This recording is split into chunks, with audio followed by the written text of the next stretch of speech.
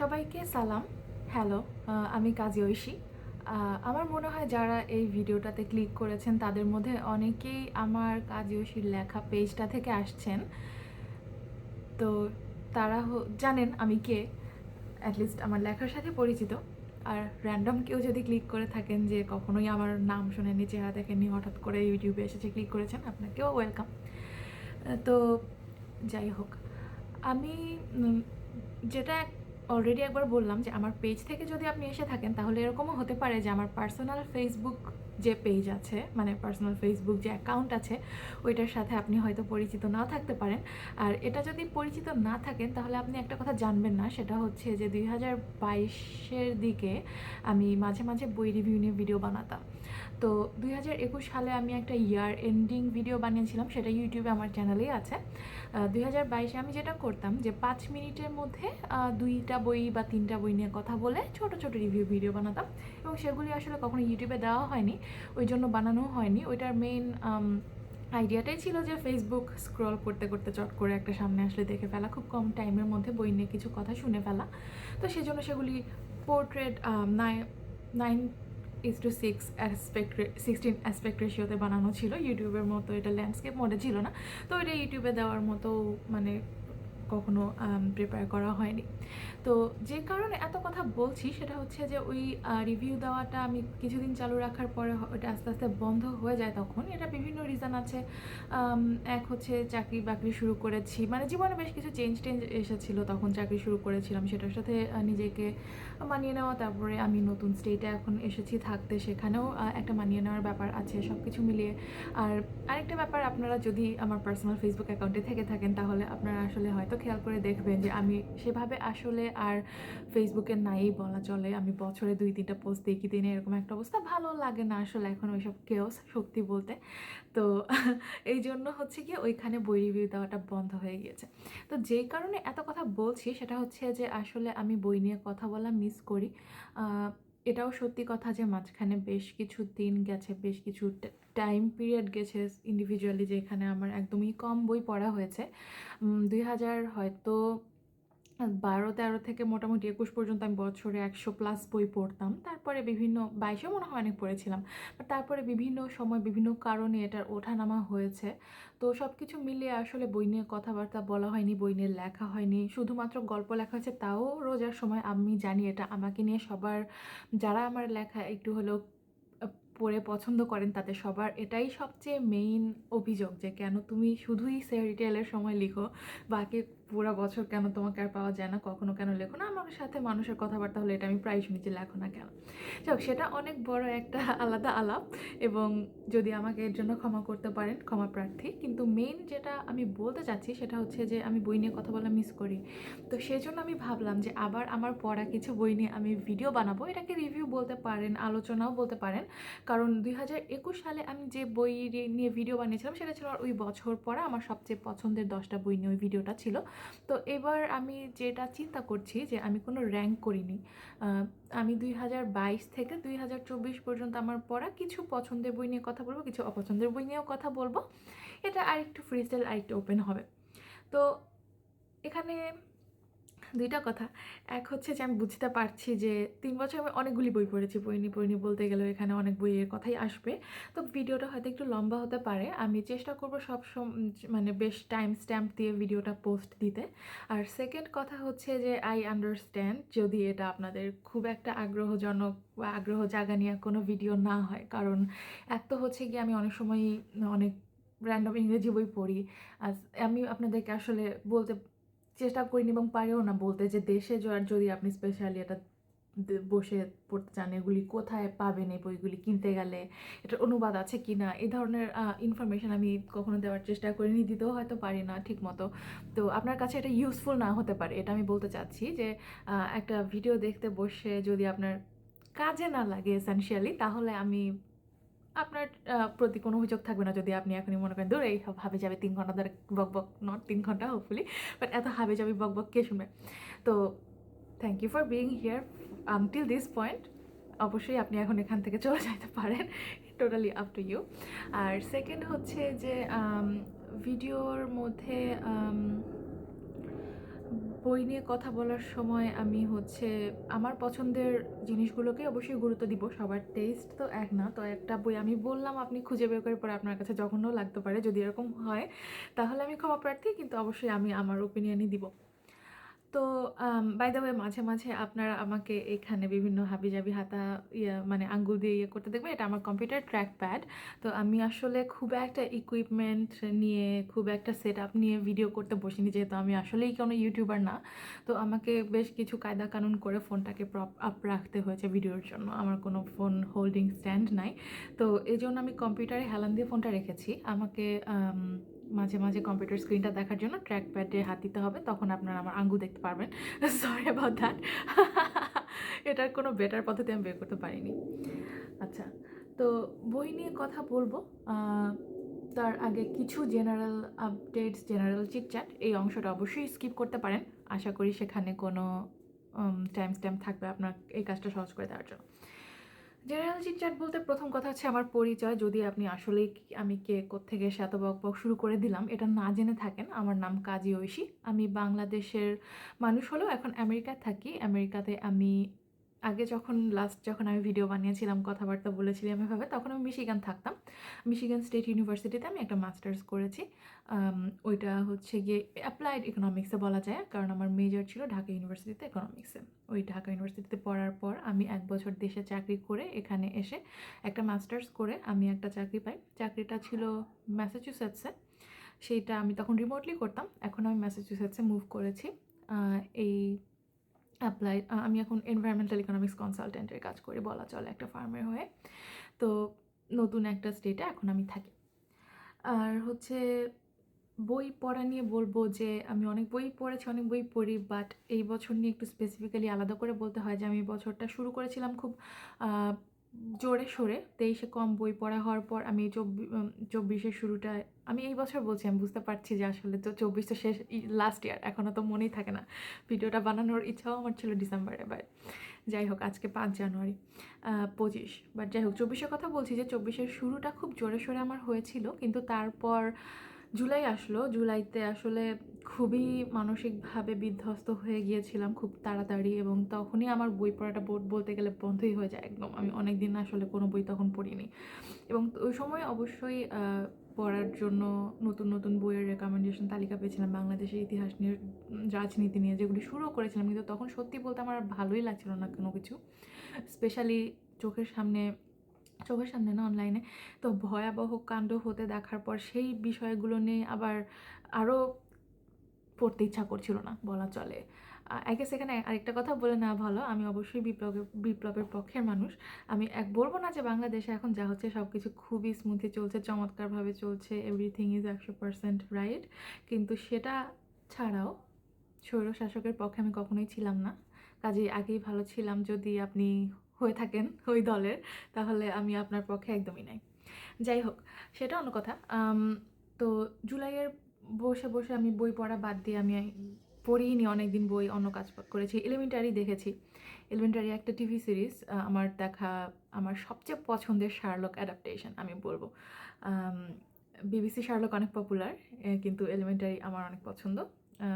12-13 সালে এই সিরিজটা বের হয়েছিল, আমি তখন দেখা শুরু করেছিলাম, তখন শেষ করতে পারিনি, কারণ হাবিজাবি টরেন্টের কাহিনী তখন আমার ছিল না এত। এখন আমি এটা দেখে শেষ করেছি।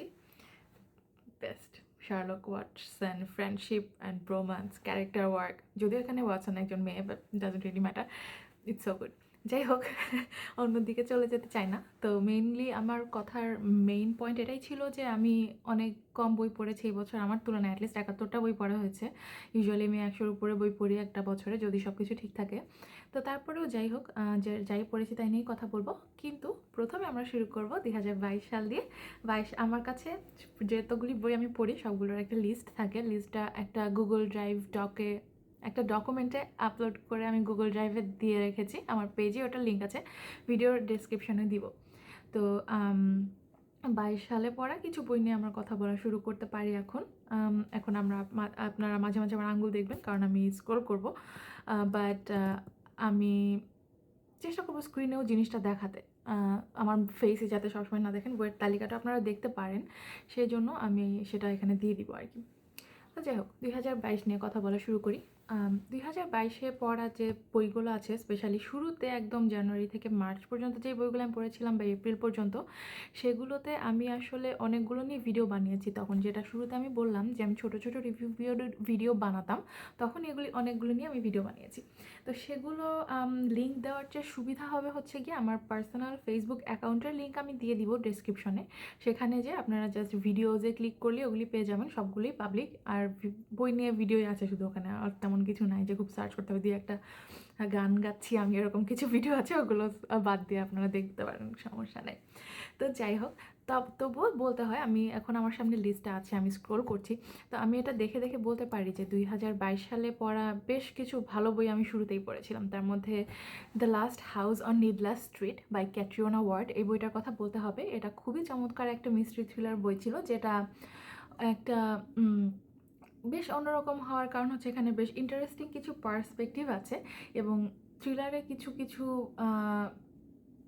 ট্রোপ বলা চলে। বাংলাতে আসলে ট্রোপকে কি বলবো আমি জানি না, কিন্তু কিছু কিছু ব্যাপার আছে যেগুলো আছে অনেক বইতেই আছে এবং পুরনো হয়ে গেছে, সেরকম কিছু কিছু ব্যাপারও যদি থেকে থাকে সেটাকেও লেখিকা খুব চমৎকারভাবে ইউজ করে একটা গল্প দাঁড় করিয়েছেন। এবং কিছু কিছু বই আমার থ্রিলারের ক্ষেত্রে সবচেয়ে বেশি কমপ্লেন যে ক্ষেত্রে অনেক সময় থাকে সেটা হচ্ছে যে আমি একটা খুব ফেমাস থ্রিলার, অনেক ফেমাস টুইস্ট এরকম একটা বই নিয়ে পড়তে বসলাম, এবং তারপরে দেখলাম যে টুইস্টটা আসলে এসেছে আকাশ থেকে, মানে হঠাৎ করে একটা জিনিস এনে দেওয়া হলো যেটা পাঠকের জানার আসলে কোনো উপায় নাই।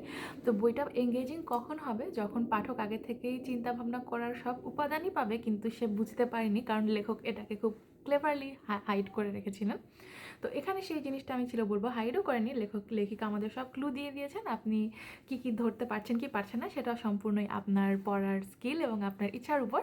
তো এই জিনিসটা খুব ভালো লেগেছিল যে তিনি আকাশ পাতাল থেকে অদ্ভুত টুইস্ট না এনে খুব চমৎকারভাবে জিনিসটাকে সাজিয়েছিলেন, এবং জিনিসটা খুব অন্যরকম একটা বই হয়েছিল। তো this was last house on Needless street. আমি যতদূর জানি এটার অনুবাদ আছে, আপনি দেশে কিনতে পারেন, বা অনুবাদের কোয়ালিটি সম্পর্কে আমি জানি না যদিও। তারপর আমি দেখতে পাচ্ছি কলিং বুলশিট নামে একটা বই পড়েছিলাম আমি। এটা দুইজন প্রফেসরের লেখা, এবং সেই বইটার মেইন কথা হচ্ছে যে আজকাল অনলাইনে সব জায়গায় আমরা বিভিন্ন ধরনের নিউজ বলেন, পোস্ট বলেন, অনেক কিছুই দেখতে পাই, সেগুলোর মধ্যে অনেক সময় খুব ইনফরমেশন থাকে যে আচ্ছা অমুক রিসার্চ করা হয়েছে, অমুক হয়ে যাচ্ছে, তমুক হয়ে যাচ্ছে। এখন এগুলি সব কিছু কি ঠিক কিনা সেটা বোঝার কিছু টুল নিয়ে আলোচনা করা হয়েছে, যে কি দেখে বুঝবেন যে সব ডেটা দিয়ে দিল, ছবি দিয়ে দিল, আপনি মনে করলেন কারেক্ট। এটা সবসময় নাও হতে পারে। তো এটা আপনার বোঝার জন্য কি কি চিন্তা করা দরকার এবং না চিন্তা করলে কি হতে পারে, এটা ছিল সেই বইয়ের মেইন কাহিনী। এটা বেশ ভালো ছিল। তারপরে আমি আরও কিছু বই দেখতে পাচ্ছি, এখানে সবগুলো নিয়ে অবশ্যই কথা বলবো না, 100-এর উপরে বই আছে, কিন্তু বোন হোয়াইট নামে একটা হরর মিস্ট্রি পড়েছিলাম, সেটা বেশ মজার ছিল। মাদার ল্যাঙ্গুয়েজ নামে ইংলিশ ল্যাঙ্গুয়েজ নিয়ে একটা বই পড়েছিলাম, এটা ছিল মোটামুটি as far as I remember. তারপর দেখতে পাচ্ছি স্টিভ কাভানার লেখা একটা সিরিজের বেশ কিছু আমি বই পড়েছিলাম। ওই সিরিজটার নাম হচ্ছে এডি ফ্লিন সিরিজ। তো এডি ফ্লিন সিরিজের প্রথম 2টা বই আমি আসলে পড়িনি, as far as I remember 3টাও হয়তো পড়িনি। এটার একটা মেন রিজন হচ্ছে আমার কাছে ওই ক্রাইম ফ্যামিলি, ক্রাইম বস, মাফিয়া এই টাইপের জিনিসপত্র নিয়ে পড়তে টড়তে মজা লাগে না। তো ওই 2টা বইয়ের মেন কাহিনী এরকম একটা মাফিয়া বসের সাথেই জড়িত, মাফিয়া ফ্যামিলির সাথে। এখন আমি জানি আমি বায়াস, হয়তো পড়লে খুব ভালোই লাগবে, কিন্তু পড়া হয়নি। বাট এই বইয়ের মেইন ক্যারেক্টার যে এডি ফ্লিন, তার ইন্টারেস্টিং আর্ক হচ্ছে সে এখন একজন ডিফেন্স লয়ার হয়েছে, যে কিনা খুব মানে ইনোসেন্টদেরকেই ডিফেন্ড করে সবসময়, কারণ অবশ্যই ডিফেন্স লয়ার মানেই তো আর ভালো কেউ না, ক্রিমিনাল যারা অনেক শয়তান তাদেরও ডিফেন্স লয়ার থাকে, তাই না, কোর্টে যখন কেস ওঠে। তো সে খালি ভালো ইনোসেন্ট মনে করলে তাদেরকেই ডিফেন্ড করে, কিন্তু তার একটা পাস্ট আছে, যে পাস্টে সে একজন আসলে খারাপ লোক ছিল, সে নিজেকে শুধরে নিয়ে এখন ইনোসেন্টদেরকে প্রোটেক্ট করতে চাচ্ছে আর কি, but he is a bad ass essentially. তো এই সিরিজের বেশ কিছু বই বের হয়েছে, আমি দেখতে পাচ্ছি এখানে এডি ফ্লিন 4 থেকে আমি পড়া শুরু করেছি। 4 থেকে বাকি যতগুলো বের হয়েছে আই রিমেম্বার সবগুলোই আমি পড়েছি, এবং সবগুলোই আমার কাছে বেশ ভালো লেগেছে, কোনোটা কম কোনোটা বেশি। কিন্তু এই বইগুলোকে সাসপেন্স থ্রিলার, অ্যাকশন থ্রিলারও বলা যেতে পারে, কারণ এগুলো জাস্ট আচ্ছা বাসায় খুন হয়েছে, ফ্যামিলির মধ্যে কে করেছে এরকম না, এগুলোর মধ্যে রিয়েল ক্রিমিনালস, ইন্টারন্যাশনাল ক্রিমিনালস জড়িত। তো এখানে হচ্ছে গিয়ে মারামারি হবে, অনেক বেশি সাসপেন্স থাকবে, ও মা কী হয় বলে একটা ভয়ঙ্কর নিজের নিঃশ্বাস চেপে ধরে রেখে জাস্ট পড়ছি এরকম একটা সিচুয়েশন হবে, খুবই সাসপেন্সফুল। তো আপনারা 13 বইটা নিয়ে শুরু করতে পারেন। এটা হচ্ছে, এটা আমরা শুরুতে আমিও এটাই পড়েছিলাম, এটা খুব সুন্দর ছিল। তারপর দেখতে পাচ্ছি আমি বাংলাদেশে বই গিয়েছিলাম ওই বছর, মনে হয় যতদূর মনে পড়ে, হ্যাঁ। তো তখন বইমেলা থেকে কিছু বই কিনেছিলাম, সেগুলো আমি তখন পড়েছি। সেগুলো হচ্ছে গিয়ে কান্তাজিওর পিশাচ আমি দেখতে পাচ্ছি, আমার ডেঞ্জারাস মামি আমি পড়া মনো, মোহাম্মদ জাফর ইকবালের সায়েম সোলাইমানের একটা ভালোবাসা ভালো নয় নামে বই পড়েছিলাম। ওই সেবার বইগুলি ভালোই লেগেছিলো, এগুলি সংকলন পড়তে সবসময় ভালো লাগে। সবগুলো গল্প একদম ওমা এত অসাধারণ গল্প কখনই পড়িনি এরকম হবে না, কিন্তু কিছু বিভিন্ন স্বাদের গল্প নিয়ে সময় কাটাচ্ছি, এই ফিলিংটা আমার কাছে খুব ভালো লাগে। আমি সবসময় সেবার হরর সংকলন, থ্রিলার সংকলনগুলি কিনে আসলে এই জন্য। আর জাফর ইকবালের বই নিয়ে বলতে হয় যে উনি যেই এফোর্ট দিলে যেই বই হয়, উনি পুরো এফোর্ট এখন আর দেন না বলে আমি মনে করি। এফোর্ট দিলে উনি আগের মতো চমৎকার বই লিখতে পারতেন। ওনার ভেরি ফার্স্ট কিশোর উপন্যাস যেটা ছিল হাতকাটা রবিন, সেটার সাথে তুলনা করলে এখনকার কিশোর উপন্যাসগুলোকে অনেকটাই ম্যারে ম্যারে মনে হবে। এক হচ্ছে গিয়ে জিনিসটা ফর্মুলাইক হয়ে গেছে, মানে একই টাইপের হয়ে গেছে, নতুন কিছু উনি সবসময় ট্রাই করেন না, করতে চান না, করলেও হয়তো কাজ করে না। যেমন আমার মনে আছে মেয়েটির নাম নারী না, এই নামে একটা বই উনি লিখেছিলেন, kind of fantasy, children's fantasy. আমার মনে আছে এটা যখন বের হয়েছিল, এটা পরে অনেকেই বলেছিল এসব কী হাবি যাবে। তো নতুন জানরা নিয়ে এক্সপেরিমেন্ট করেন না আমরা বলি, আবার করলেও যে আমরা সবসময় সেটাকে অ্যাকসেপ্ট করব এটাও না, সব পুরো দোষ ওনারই না। বাই দাও, এখানে আমি লেখক জাফর ইকবাল নিয়েই কথা বলছি। ব্যক্তি জাফর ইকবাল আমরা জানি এখন অনেক বেশি কলঙ্কিত হয়েছেন তার স্ট্যাম্পস নিয়ে, সেটা নিয়ে আমরা কথা বলছি না এই মুহূর্তে। বাট লেখক হিসাবে আমি যেটা বলবো আর কি, উনি নতুন করে এক্সপেরিমেন্ট করে অনেক বেশি ইন্সপায়ার্ড এবং ইন্সপায়ারিং যে বই লিখছেন আজকাল সেরকম একদমই না। তো এই জন্যই বলবো যে ওই যেটা লিখেছেন সেটা ঠিক আছে। আপনি যদি আপনার ছেলে মেয়ে থাকে বা আপনার ছোটো ভাই বোন থাকে বা আপনার পরিচিত বাচ্চা থাকে যারা জীবনেও বই পড়ে না, তাদেরকে যদি আপনি বই পড়া শুরু করাতে চান, তারা এগুলো দিয়ে শুরু করলে, কিশোর উপন্যাস দিয়ে শুরু করলে এটা ভালোই চয়েস। আমি বলবো এখানে এখনও পড়ার মতো কিছু আছে, একদমই ফেলে দেওয়ার মতো নেই। কিন্তু যদি আপনি কিনে দিতে চান, আপনি তাকে তা জাফর ইকবালের পুরোনো বইগুলো কিনে দিতে পারেন, যেগুলো তিনি 80-90 দশকে লিখেছিলেন। ঠিক আছে, সায়েন্স ফিকশনের ক্ষেত্রে আমি একই কথা বলবো, এফোর্ট একদমই আমার কাছে মনে হয় যে নাই। ঠিক আছে, তারপর হচ্ছে গিয়ে আরেকটা কথা সায়েন্স ফিকশন নিয়ে বলতে গেলে বলতেই হয়, উনি বিভিন্ন সময় ওনাকে নিয়ে অভিযোগ আছে উনি কপি মানে প্ল্যাজিয়ারিজম করে লিখেছেন, বিভিন্ন জায়গা থেকে আইডিয়া চুরি করে মেরে দিয়েছেন। এখন সেটা ট্রু হোক ফলস হোক সেটার বাইরে রেখে আমরা বলতে পারি, আগে যদি ইন্সপায়ারেশন অন্য জায়গা থেকে নেওয়ার কারণেই ভালো হয়েছে, আজকাল আর অন্য জায়গা থেকে ইন্সপায়ারেশন নিচ্ছেন না, এজন্য ভালো হচ্ছে না তেমন একটা। এটা কতটুকু সত্যি মিথ্যা আমি জানি না, শুধু এটা বাইরে রেখে আমি বলতে পারি যে এগুলি আসলে আজকালকারগুলো বেশ মানে কী বলবো, ম্যারেই হচ্ছে আইডিয়ার দিক থেকে চিন্তা করলে। আচ্ছা, তারপরে 2022 সালে আমি দেখছি যে এপ্রিল পর্যন্তই আমি মোটামুটি ভিডিও বানিয়েছিলাম কিছু বই নিয়ে, তারপর থেকে আমি বানানো বন্ধ করে দিয়েছি, কারণ আমি দেখছি এখানে অনেক বইয়ের নাম আছে যেগুলি নিয়ে আমি কখনো ভিডিও বানাইনি। তো সেখানে কিছু বই নিয়ে আমি কথা বলতে পারি, এপ্রিল থেকে জুনের মধ্যে পড়া কিছু বই নিয়ে। যেমন সানডায়াল নামে ক্যাটরিনা ওয়ার্ডের আরেকটা বই পড়েছিলাম, নিডলেস স্ট্রিটের পর, যেটাও কিনা খুবই অদ্ভুত একটা বই ছিল আমি বলতে পারি। আমার কাছে বেশ ভালো লেগেছিল। এটাকে আসলে থ্রিলার মিস্ট্রি না বলে উপন্যাস বলাই ভালো, কিন্তু উপন্যাসের মধ্যেও একটা মিস্ট্রি এলিমেন্ট আছে, কিন্তু জিনিসটা বেশ স্লো।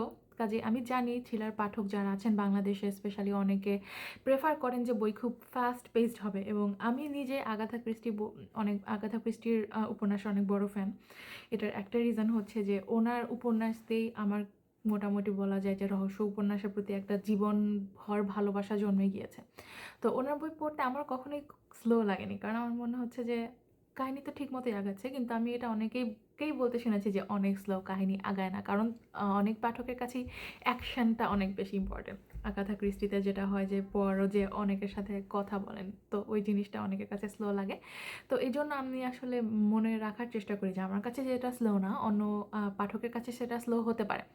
সেই কারণে আমি বলবো যে সানডায়াল বইটা অনেকই স্লো লাগতে পারে, এবং তার চেয়েও বড় কথা একটু দুর্বোধ্যও লাগতে পারে, কারণ বইয়ের স্ট্রাকচারটা একটু মানে এমনভাবে সাজানো হয়েছে যে এটা আপনার শেষের দিকে গিয়ে জিনিসটা আপনি বুঝতে পারবেন, শুরু থেকেই সব বুঝতে পারবেন না। কিন্তু সেটাও কিন্তু একটা থ্রিলিং এক্সপিরিয়েন্স। আপনি বই পড়ছেন, আচ্ছা এ থেকে বিতে যাচ্ছি, বি থেকে সিতে যাচ্ছি খুব সোজাভাবে, এটা যেমন একটা এক্সপিরিয়েন্স, আবার এ থেকে ডিতে নিয়ে তারপরে সি তারপরে বিতে আনাটাও একটা অন্যরকম এক্সপিরিয়েন্স, যেটা আপনি যদি এরকম স্ট্রাকচারের বই এক্সপ্লোর করতে চান, এটা আমি বলবো একটা ভালো আইডিয়া যে এই সানডায়াল আপনি পড়তে পারেন। তারপর আমি দেখতে পাচ্ছি যে ক্ষয় নামে একটা বই পড়েছিলাম শীর্ষেন্দু মুখোপাধ্যায়ের। এই বইটা আমার যতদূর মনে পড়ে মোটেই ভালো লাগেনি। তখন এটা নিয়ে আমি রিভিউ দেইনি, সো আমার মনেও নাই আসলে যে খুব স্পেসিফিক কাহিনী কী ছিল। যতদূর মনে পড়ে আমার এরকম একটা লাস্টে যে ইমপ্রেশন হয়েছিল যে বইটা বেশ পুরুষতান্ত্রিক ইন দ্য সেন্স যে এখানে একটা কাপলের কথা আছে, যেই কাপলটা ওয়ার্কআউট করে না, তাদের মধ্যে ডিভোর্স হয়ে যায়, তারপর হচ্ছে গিয়ে জামাই বউয়ের মধ্যে বিভিন্ন কাহিনী থাকে, বউকে হচ্ছে গিয়ে জামাই অ্যাবিউজ করতো, এরকম কিছু কাহিনী আছে, কিন্তু জামাইয়েরও একটা লজিক ছিল সেটার পিছনে।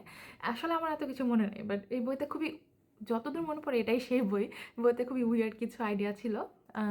যেমন হাজব্যান্ড এবং ওয়াইফ যখন একসাথে থাকে তখন সেটা একটা দেশের বাইরের কাহিনী। তো সেখানে হচ্ছে হাজব্যান্ডের একটা ফ্রেন্ড আসে, তো ফ্রেন্ড এসে বউকে মাঝে মাঝে কমপ্লিমেন্ট দেয়, বউ সেটাতে আচ্ছা ঠিক আছে, হ্যাঁ সে খুশিই হয়। তো সেটা নিয়ে হচ্ছে গিয়ে কিছুই হয়নি তাদের মধ্যে, তখনও কোনো কাহিনী ছিল না, একজন আরেকজনকে কমপ্লিমেন্ট দিয়েছে and she was just happy যে আমাকে কমপ্লিমেন্ট দিল। কিন্তু সেটা নিয়েই হাজব্যান্ড জেলাস হয়ে বিশাল ব্যাপার লাগিয়ে দেয়, তার মনে হয় যে এটার মধ্যে একটা যৌন ঋণ জমা হচ্ছে যেটা একদিন যে শোধ হতে হবে। মানে পুরো আইডিয়াটাই আমার কাছে খুবই আজব লেগেছে সত্যি বলতে। ঠিক আছে, এখন এখানে আমাকে একটু পজ করে এটাও অ্যাকনলেজ করা উচিত যে আমি মডার্ন রিডার, আমি 2024-22-এ এসে এই বইটা পড়েছি, উনি হয়তো আগে লিখেছেন এবং অবশ্যই শীর্ষেন্দু অনেক আগের একজন লেখক। ওনার আইডিয়া এবং ধ্যান ধারণা সময়ের সাথে সাথে আমার মতো নাও হতে পারে, এবং ওনার অবশ্যই নিজস্ব ধ্যান ধারণা নিয়েই উনি বই লিখবেন, সেটা আমি আমার কাছ থেকে জাজ করব। ফর এক্সাম্পল মানবজমিন যদি আপনি পড়েন, সবচেয়ে বিখ্যাত উপন্যাস শীর্ষেন্দু ওয়ান অফ দ্যাম। আমার অনেক বেশি পছন্দের একটা উপন্যাস মানবজমিন, সত্যি বলতে আমার জীবনে পড়া one of the best experiences ছিল মানবজমিন। কিন্তু বইয়ের মেইন কাহিনী কিন্তু হচ্ছে এটা যে বইয়ের মেইন কাহিনী আপনি অনেক কিছুই বলতে পারেন, কিন্তু মেইন থিম হচ্ছে গিয়ে সম্পর্ক টিকে থাকা। মানে আপনি দেখবেন যে বইতে অনেকগুলি কাপলের কাহিনী আছে যারা ম্যারিড কাপল, এবং বিভিন্ন জনের ম্যারেজ বিভিন্ন দিকে গিয়েছে, মানে এটাই কিন্তু বইয়ের মেইন থিম। তো এবং বইয়ের যারা মেইন ক্যারেক্টার আছে তারা বিভিন্ন ম্যারেজে, বিভিন্ন টাইপের ম্যারেজে আছে, এবং তাদের সাইকোলজিটা এবং তাদের ইন্টারাকশনটা কীরকম সেটা হচ্ছে এই বইয়ের কাহিনী। তো বইয়ের শেষে, মানে যেটা, আমি বইয়ের শেষের স্পয়লার দিব না, কিন্তু বইয়ের শেষে এরকম একটা থিম দেওয়া হয় যে আসলে আমরা চাই যে সম্পর্ক টিকে থাকুক, যেরকমই সম্পর্ক হোক সেটা সামহাও হলেও টিকে থাকুক, যেটা একটু পুরানো একটা ধ্যান ধারণা। এবং এটা যে টিকে আর থাকছে না, মানুষ যার সহ্য করতে চাচ্ছে না একটু খারাপ হয়ে গেলে, সেটাকে আসলে কি বলবো, সেটাকে আসলে প্রমোট করা হয়নি আমি বলবো। তো সেটাই হচ্ছে শীর্ষেন্দুর ধ্যান ধারণা। তো হয়তো আমি এরকম একটা জিনিসই পেয়েছি আর কি। তো যাই হোক, সেটা একটা আমার কাছে ভালো লাগেনি, আপনার পড়লে আপনার কাছে অসাধারণও লাগতে পারে, but this was my opinion. আচ্ছা, তারপর দেখছি আমি হচ্ছে গিয়ে বেশ কিছু ছোট ছোট নভেলা পড়েছিলাম। এটার একটা রিজন আছে। আজকাল আমি একটা জিনিস চেষ্টা করি, সেটা হচ্ছে যে আপনারা হয়তো হিউগো অ্যাওয়ার্ড এবং নেবিউলা অ্যাওয়ার্ডের নাম শুনেছেন। প্রতি বছর বেস্ট সাইফাই এবং ফ্যান্টাসি এই জানরাগুলোর জন্য, এই জানরাগুলোতে এই পুরস্কারগুলো দেওয়া হয়। এবং আমি যেটা করি যে এই পুরস্কারের নমিনি লিস্টে যে আমি নভেলাগুলো অনেক সময় পড়তে চেষ্টা করি, শর্ট স্টোরি কালেকশনগুলি পড়তে চেষ্টা করি। আমার কাছে মনে হয় এভাবে করে আমি অনেক নতুন আইডিয়াস, নতুন লেখকদের সাথে পরিচিত হতে পারি, এবং অনেক সুন্দর সুন্দর কাহিনী আমি পেয়েছি এরকম পড়তে যেয়ে। তো ওই বছরই আমার মনে হয় সেটা শুরু করেছিলাম। তো এখানে আমি দেখতে পাচ্ছি যে সেরকম অনেকগুলো আছে। তো আমি স্ক্রিনে দেখি, এখানে থেকে এই পর্যন্ত মোটামুটি, না 9 লাইফস পর্যন্ত না, এই যে red mother, secret his life of boss থেকে রেড মাদার পর্যন্ত আমি দেখতে পাচ্ছি এরকমই। তো ওইখানে আমার কাছে the comfort me with Apple, এই বইটার নাম বলতেই হবে, এটা আমার কাছে খুবই অন্যরকম এবং বেশ অসাধারণ লেগেছে। এবং তারপর আমি ক্যাথরিন এম ভ্যালেন্টির যতগুলো বই পড়েছি, উনি আসলে খুবই অন্যরকম একজন লেখিকা। মানে অ্যাটলিস্ট ওনার লেখাগুলো খুবই অন্যরকম। সবসময় সেটা ওয়ার্কআউট করে তা না, মাঝে মাঝে মনে হয় যে কী যে হাবিজাবি দুর্বোধ্য লিখেছে, কিছুই বুঝতে পারলাম না। বাট আমি যতগুলো পড়েছি কোনোটার সাথেই, মানে আমার কাছে মনে হয়নি যে আচ্ছা এটা পড়ে পুরোটাই আমার টাইম ওয়েস্ট ফেলেই দিলাম। আমি বুঝতে পারি অনেকের কাছে এরকম মনে হবে, বেশ দুর্বোধ্য টাইপের ভাবে উনি লেখেন এবং দুর্বোধ্য আইডিয়া নিয়েও কাজ করেন। সো সবাইকে আমি এটা ঝাঁপিয়ে পড়ে পড়তে বলবো না এই লেখিকার লেখা। কিন্তু কমফোর্ট মি উইথ অ্যাপলটা আমার মনে হয় তুলনামূলকভাবে একটু অ্যাপ্রোচেবল। এটা একটা নভেলা। এখন একটা ব্যাপারে আমার কশন দিতে হবে যে এখানে কিছু বিবলিক্যাল আদি কাহিনীর একটা ভূমিকা এখানে আছে। হ্যাঁ, এখন বিবলিক্যাল আদি কাহিনী মানে কিন্তু সেটা কুরআনের আদি কাহিনী, বুঝতেই পারছেন যে কীভাবে দুনিয়া সৃষ্টি হলো, এসব কাহিনী আর কি। তো এটাকে আমি বলবো এটা একটা সাইফাই। এটাকে রিলিজিয়াস দৃষ্টিতে যদি দেখতে চান, ডোন্ট রিড দিস বুক আমি বলবো। কিন্তু যদি আপনার ওইসব নিয়ে মাথা ব্যথা না থাকে, আমি এর চেয়ে বেশি বলতে পারছি না কারণ বললে স্পয়লার হয়ে যাবে। তো ইনফ্যাক্ট আমার জন্য যে লাস্টের রিভিলটা খুবই ইন্টারেস্টিং ছিল। কাজেই হচ্ছে গিয়ে আমি আর বেশি বলবো না, কিন্তু যদি আপনার মনে হয় যে না ধর্মের ধয়ের সুর নিয়েও যদি কেউ ছয় তাহলেও আমি সেদিকে এক পাও বাড়াতে চাই না, তাহলে এই বই পড়বেন না। কিন্তু এমনিতে আইডিয়া নিয়ে ইন্টারেস্ট থাকলে যে আচ্ছা ঠিক আছে ধর্মের জায়গায় ফিকশনের জায়গায়, তাহলে এরকম থাকলে এই বইটা আমার কাছে মনে হয়েছে পড়ার মতো, খুবই সুন্দর। তারপর হচ্ছে গিয়ে আমি দেখতে পাচ্ছি যে আমি আরও কিছু একটা রোম্যান্স পড়েছিলাম 2022-এ। এটা আমি বলতে পারি খুব স্ট্রংলি যে আমি রোম্যান্স জনরার বই পড়ি না, বলতে গেলে একদম পড়ি না। পড়লে হচ্ছে গিয়ে দেখা যায় যে আচ্ছা বাংলা বই সেটাতে রোম্যান্স আছে, এবং সেরকম তো অনেক সময় থাকে। সুচিত্রা ভট্টাচার্যের অনেক বইতে ফর এক্সাম্পল অনেক রোম্যান্স আছে, কিন্তু ইংরেজিতে যে রোম্যান্স একটা আলাদা জানরা, এবং সেই জানরার যে বই সেটা আমি কোনো জীবনেও আসলে পড়ি না। এই জন্য না যে রোম্যান্স আমার পছন্দ না, রোম্যান্টিক স্টোরিজ আমার পছন্দ না, আমার মনে হয় যে আমার ঠিক মনের মতো হওয়াটা খুব সহজ না। এই জন্য আমার মানব জমিন আসলে এত পছন্দ, কারণ মানব জমিনে হচ্ছে গিয়ে দুইটা ক্যারেক্টারের মধ্যে কী বলবো রিলেশনশিপ এবং রোম্যান্স আমার অনেক বেশি মনে ধরেছিল, এবং তাদের জন্য আমি কী বলে যেটাকে মডার্ন ল্যাঙ্গুয়েজে বলা যায় শিপ করা, I ship them together, I want this characters to be together. তো সেই জিনিসটা আমি খুবই কম বইতে পাই, ইংরেজিতে পড়তে চেষ্টাও করি না এখন আর, কারণ যখন চেষ্টা করেছি আমার কাছে মনে হচ্ছে যে কী বোরিং। তো এটাও আসলে সেটাই হয়েছে। এই বইটার নাম ছিল বুক লাভার্স, 2022-এর সবচেয়ে বেস্ট সেলিং রোম্যান্সগুলোর মধ্যে একটা, সেরা রোম্যান্সগুলোর মধ্যে একটা। তো তো এটার মধ্যে একটা ইন্টারেস্টিং টুইস্ট ছিল দেখে বইটা বেশ ফেমাস হয়েছিল, স্পেশালি ওয়েস্টার্ন অডিয়েন্সের কাছে। এটার রিজন হচ্ছে যে ওয়েস্টার্ন স্পেশালি আমেরিকান অডিয়েন্সের কথা যদি বলি, আমেরিকান মানুষজনের কথা যদি বলি, আমেরিকার একটা কি বলবো মুভিতে একটা ট্রোপ আছে, মানে একটা টাইপের মুভি আছে যেগুলি হচ্ছে গিয়ে হলিডে মুভিস আর কি, হলিডে রোম্যান্স। এগুলো হচ্ছে বেশি টাকা খরচ না করে খুবই র্যান্ডম একটা কমফোর্ট মুভি বানালো, যে আচ্ছা দেখলেন যে 2 টাকা একটার মধ্যে প্রেম হলো, খুব ভালো লাগলো, আচ্ছা মানে বেশি একটা চিন্তার ব্যাপার নাই, বেশি একটা কি বলবো ভালোও থাকে না এই মুভিগুলো। কিন্তু এই মুভিগুলোর মধ্যে খুব কমন একটা ট্রোপ হচ্ছে যে শহর থেকে একজন খুব ক্যারিয়ার বস ওমেন তার হোম টাউনে যাবে।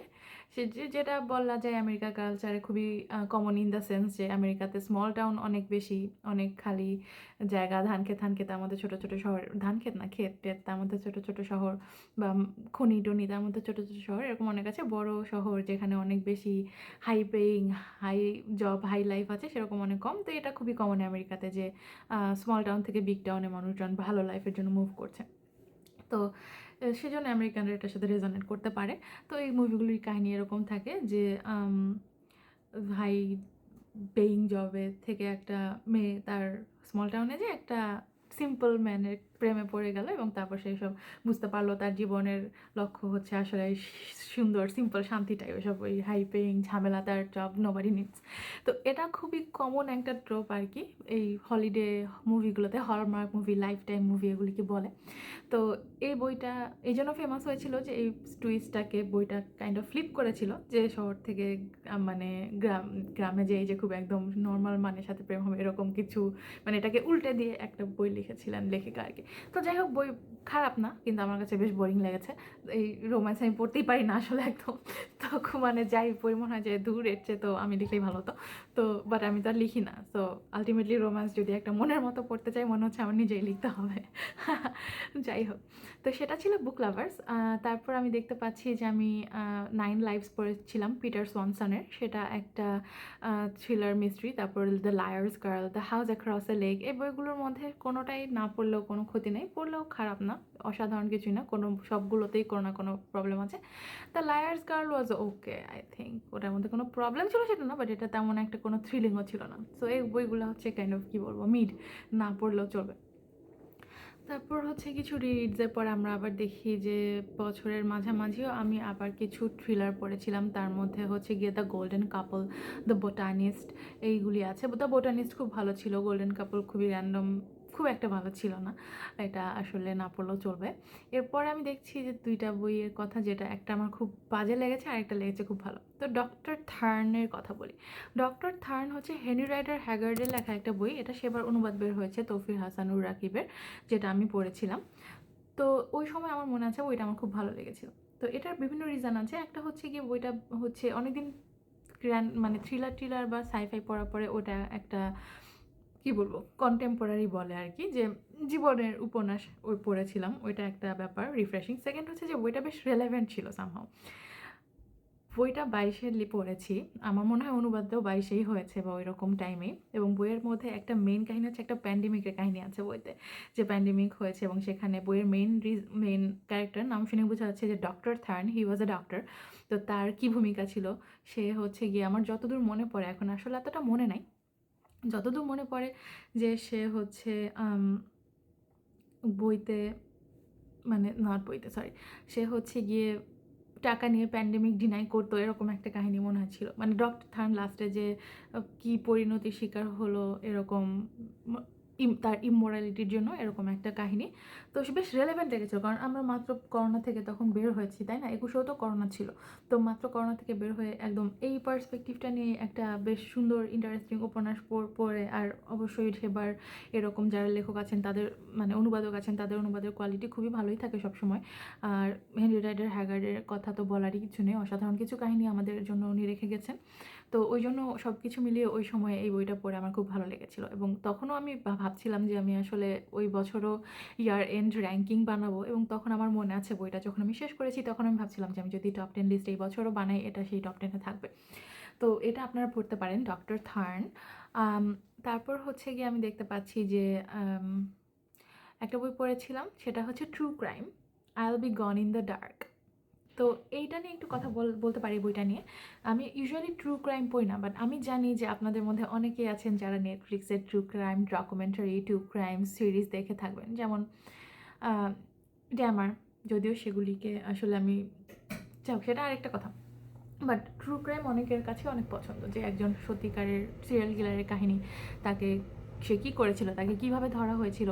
তো সেটার মধ্যে এই বইটা হচ্ছে সেরকম আর কি। তো আইল B gone in the dark হচ্ছে গিয়ে একটা গোল্ডেন স্টেট কিলার নামে একজন, নামে না, সিরিয়াল কিলারদের কোনো নাম থাকে না, তাদের নাম দেওয়া উচিত না এভাবে, বাট ওই একটা সিরিয়াল কিলার কাহিনী যে ক্যালিফোর্নিয়াতে মানুষজনকে খুন করতো অনেক বছর ধরে। তো এই বইটা অনেক ফেমাস আর কি, আমার যতদূর মনে আছে যে এই বছর এই বইটা বের হয়েছিল 2018-তে, তখনই আমি বইটা পড়তে চেয়েছিলাম, কারণ ওই বছরই এটা ক্রাইম জানরাতে গুড রিডসে অনেক টপ অ্যাওয়ার্ড না পেলেও নমিনেশন ছিল, অনেক ভালো রিভিউ ছিল। তো তখনই আমি এই বইটা পড়ার জন্য নামিয়ে রেখেছিলাম আর কি ডাউনলোড করে, কিন্তু তখন পড়ি নাই। তো পড়েছি এসে 2022 সালে। তো আসলে খুবই বিরক্তিকর লেগেছে আমার কাছে বইটা, সত্যি বলতে।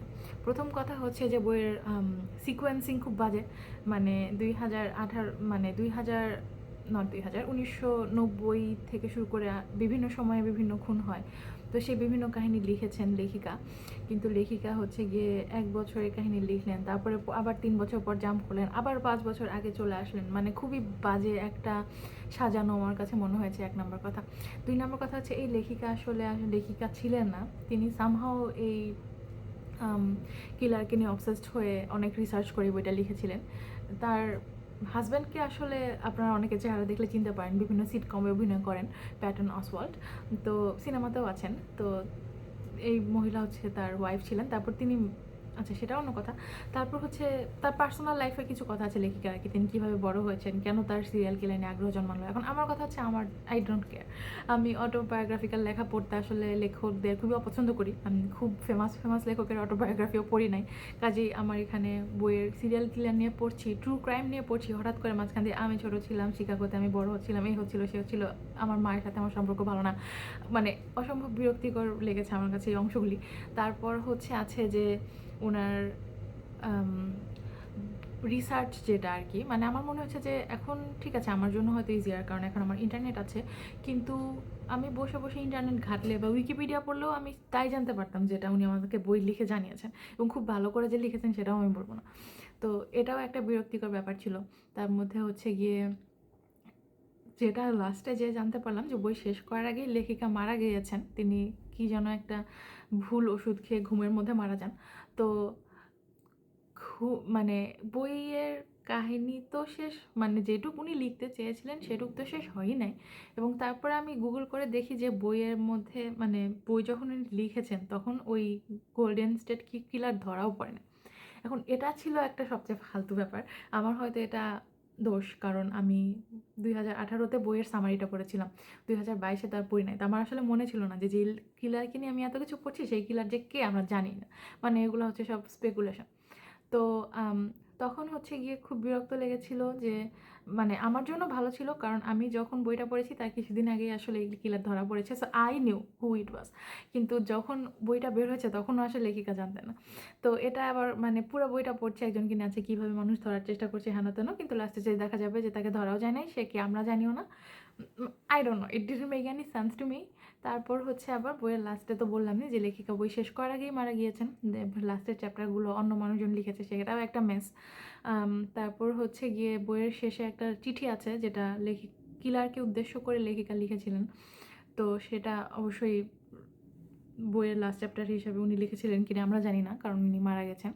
কিন্তু সেই চিঠিটাও আছে পড়ে, সেটা পড়েও আমার কাছে মনে হচ্ছে খুবই উইয়ার্ডলি কিলারকে গ্লোরিফাই করতে চাচ্ছেন ইন আ সেন্স যে ও মাই গড এই মনস্টার, আমরা খুব ভয় পাচ্ছি তোমাকে, মানে কেমন যেন একটা, মানে পুরো বইটা পড়ে আমার এত অ্যানয়িং লেগেছিল। আমি আসলে খুব কম বই এরকম আমার হয়, কারণ সবসময় রিভিউ দেখে কাইন্ড অফ বুঝতে পারি যাচ্ছে এটা আমার ভালো লাগবে, এটা আমার লাগবে না। তো আমি এমন বই চুজ করি যেটা আমার ভালো লাগবে। এটা হচ্ছে মাঝখান দিয়ে এমন একটা বিরক্তিকর এক্সপিরিয়েন্স ছিল যে কী আর বলবো, যাই হোক। তারপর হচ্ছে গিয়ে দেখতে পাচ্ছি যে ব্লেক ক্রাউচের লেখা একটা থ্রিলার সংকলন পড়েছিলাম, যতদূর মনে পড়ে ইট ওয়াজ ওকে, এত অসাধারণ কিছু ছিল না, ব্লেক ক্রাউচের সায়েন্স ফিকশনের থেকে অনেক ভালো। তারপর দেখতে পাচ্ছি দ্য ইট গার্ল নামে একটা থ্রিলার পড়েছিলাম রুথ ওয়ারের, না খুবই বিরক্তিকর বলা উচিত হবে না, but it wasn't that good. মানে রুথ ওয়ার, আপনারা যদি ইংরেজি থ্রিলার মিস্ট্রি জানরা নিয়ে একটু আইডিয়া রাখেন রিসেন্টলি, জানবেন যে তিনি হচ্ছেন one of the bigger names in thriller, যে আচ্ছা তার বইটা বের হলেই হিট হবে এরকম একটা ব্যাপার আছে। কিন্তু আমার এটা পড়ে মনে হচ্ছে যে কেন, মানে এর চেয়ে অনেক ভালো বই এইসব টাইপের কনসেপ্ট নিয়ে আমি পড়েছি। আচ্ছা, অন্যদিকে খুব নাইস কিছু থ্রিলারও পড়েছি আমি, যেমন মেগান মিরান্ডার দ্য লাস্ট টু ভ্যানিশ, আমার মনে আছে ভালো ছিল। মার্ক এডওয়ার্ডসের দ্য রিট্রিট, এই বইটাও বেশ ভালো ছিল, এই দুইটি আমার কাছে বেশ ভালো লেগেছে। মালার 3টি ফুল দেখতে পাচ্ছি সুনীল গঙ্গোপাধ্যায়ের পড়েছি, আমি জানি না আসলে এটার মধ্যে কাহিনী কী ছিল, আমার একদমই মনে নেই। যদি মনে রাখার মতো হতো তাহলে মনে থাকতো, মানে 3টা গল্প থাকতে পারে মালার 3টি ফুলে, 3টা আলাদা উপন্যাসিকা থাকতে পারে, বাট সত্যি বলছি আমার আসলে কিছুই মনে নেই এটার মধ্যে কী ছিল। আচ্ছা, তারপর ইন্টারেস্টিং একটা বই দেখতে পাচ্ছি দ্য চাইল্ড থিফ, জেরাল্ড ব্রমের। তো জেরাল্ড ব্রম হচ্ছেন এমন একজন লেখক যিনি গ্রাফিক নভেলসই লিখেন অনেকগুলি, কিন্তু উনি এরকম উপন্যাসও লিখেছেন। ওনার বইয়ের একটা বৈশিষ্ট্য হচ্ছে উনি রূপকথা বা ফোকলোর যেগুলি আমরা জানি সেগুলোকে একটা ডার্ক টুইস্ট দিয়ে লিখেন। যেমন দ্য চাইল্ড থিফ বলতে এখানে পিটার প্যানের কথা বলা হচ্ছে। তো পিটার প্যানের কাহিনী তো আমরা অনেকেই জানি, এবং এটা অনেক আগে একটা বই এবং সেটা প্লে হিসাবে লেখা হয়েছিল, তখন এটা স্টেজ প্লে ছিল, তারপর এটা নিয়ে ডিজনি মুভি বানিয়েছে। তো পিটার প্যানের মেইন কাহিনী তো এটা হচ্ছে যে সে বাচ্চাদেরকে উঠিয়ে একটা ম্যাজিক্যাল দুনিয়াতে নিয়ে যায়, যেখানে কেউ কখনো বড় হয় না, সারাদিন সবাই মজা করে, খুব ম্যাজিক আছে, পরি আছে, এটাই হচ্ছে কাহিনী।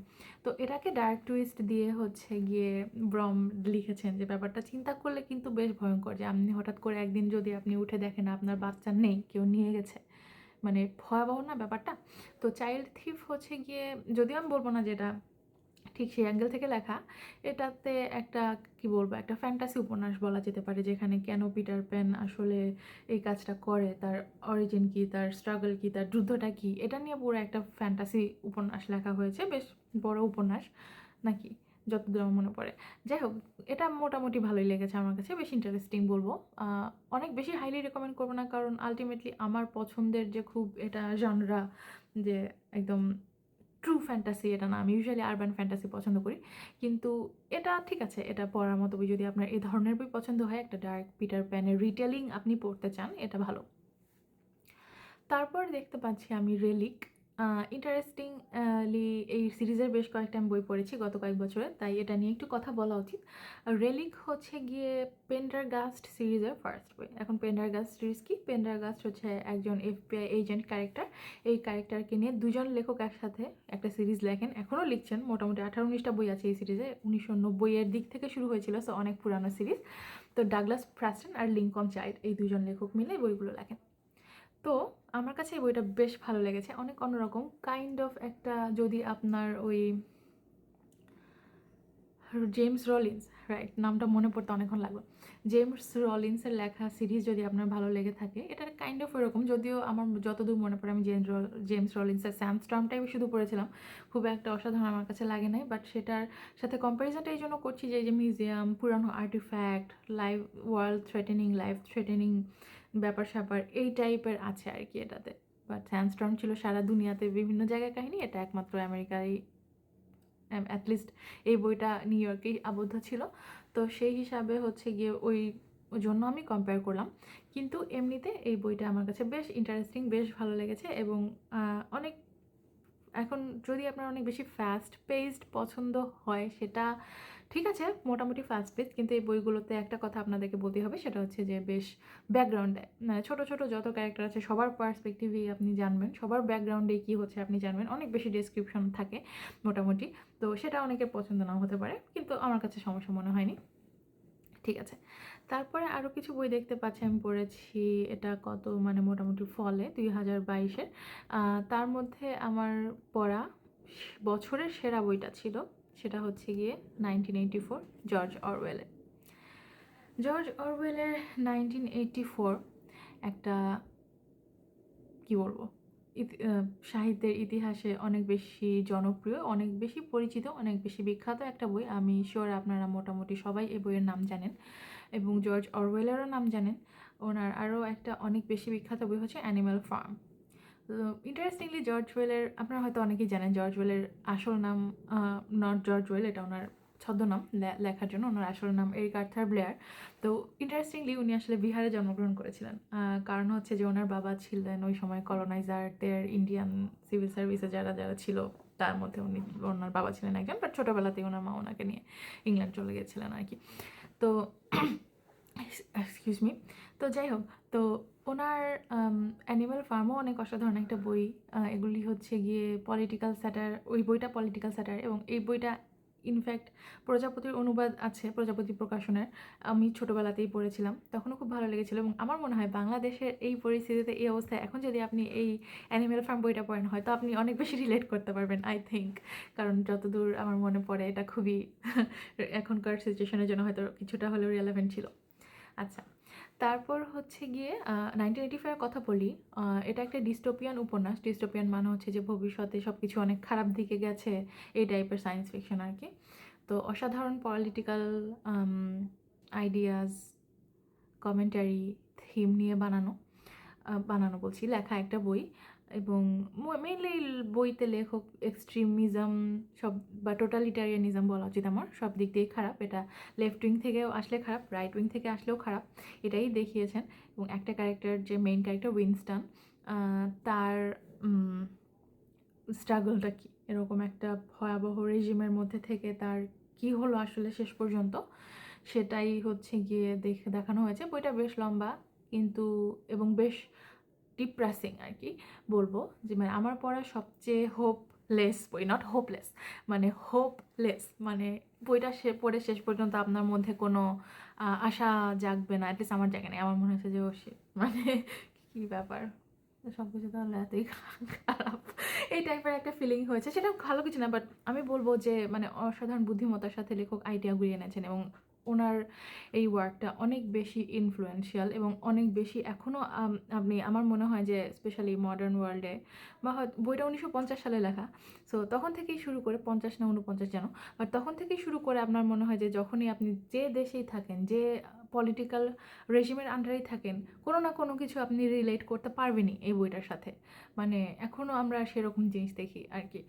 এবং মডার্ন কালচারেও এটার অনেক ইনফ্লুয়েন্স আছে। যেমন ফর এক্সাম্পল বিগ বস, আপনারা অনেকেই হয়তো দেখেন বা জানেন যে ইন্ডিয়ান টিভিতে বিগ বস একটা অনুষ্ঠান হয়, যেখানে একটা বাসায় অনেকগুলো মানুষ থাকে, তারপর তাদের সারাদিন ভিডিও করা হয়, তারপর তাদের কাজকর্ম দেখা হয়, এরকম কিছু আর কি। আমি কখনো দেখিনি, but as far as I know that's the idea.